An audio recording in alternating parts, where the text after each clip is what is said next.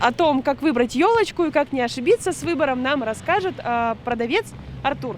Итак, Здравствуйте, пожалуйста. меня зовут Забелин Артур Дмитриевич, я занимаюсь елками, это наши елки, мы привезли специально для вас их сюда, приходите к нам. Вот, сейчас я вам маленько расскажу немного, как выбрать хорошую елку.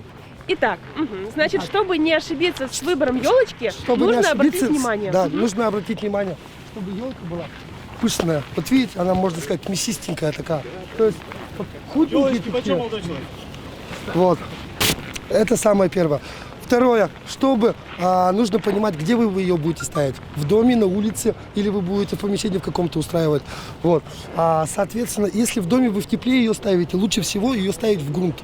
В грунт поставили, полили водой, она на 2 недели простоит дольше, то есть она не будет высыхать. Если на улице, в частном доме, конечно, соответственно, ее можно просто поставить на деревянную подножку. Подножки у нас тоже есть в наличии. По поводу выбора, нужно здесь понимать, где вы все-таки живете, в доме или в квартире.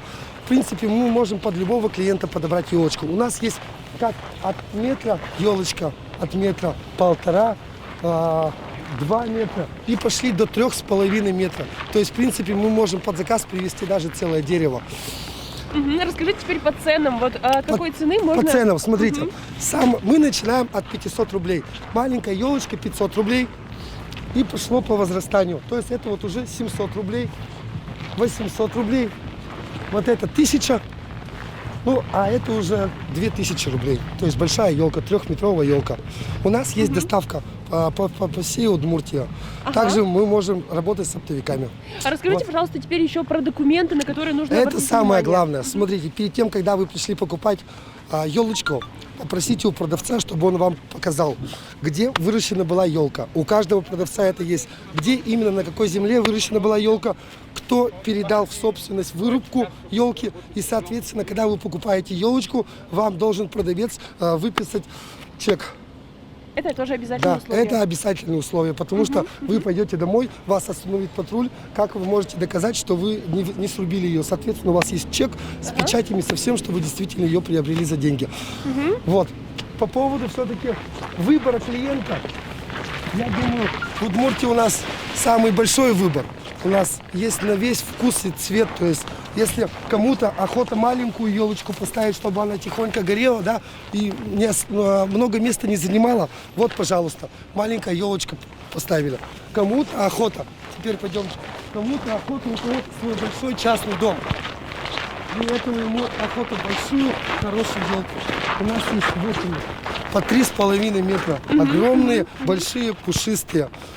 И вот еще при выборе елок все-таки, дорогие граждане наши, я вам обращу внимание, вот берите их пышные, чтобы они были пышные, чтобы они не тоненькие были. Это называется... А еще вот они у вас так вот таким образом упакованы, это тоже какая-то особая технология для того, чтобы она сохранила, да, свою... Ну, конечно, свежесть? конечно. Мы их, во-первых, зачем так собираем? Чтобы они компактнее были.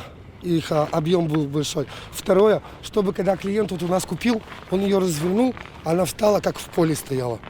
То есть она распустилась, вот ты ее маленько тряханул, она под игрушечками, под весом стала в поле. Ну и расскажите, до какого числа будете ждать покупателей? Мы работаем, мы специально для вас, наши граждане, приехали, привезли сюда елки. Мы вас ждем, работаем до 31 декабря до 11 часов.